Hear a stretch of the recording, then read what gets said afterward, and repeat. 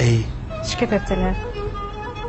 والله مامها بعدها ما كامله القصيده وقلت هاي ما راح نطيها الحصريه لو تنقلب الدنيا. ولا انه تستاهليها. لا بعد بعد راح. يلا نسمعها وتسمعها هي ويانا. اكيد. تقول يا ريت اشوفك والمسك واتنفسك يا هالغلا،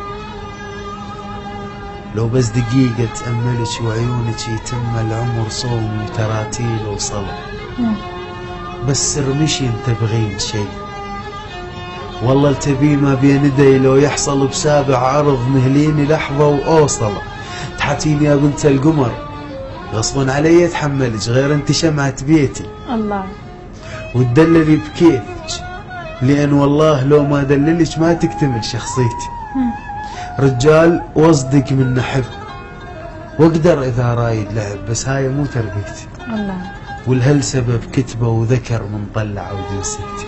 الله، يضمونك اهلك بس لي ومن نحكي احكي بزودي. خلي اسمع.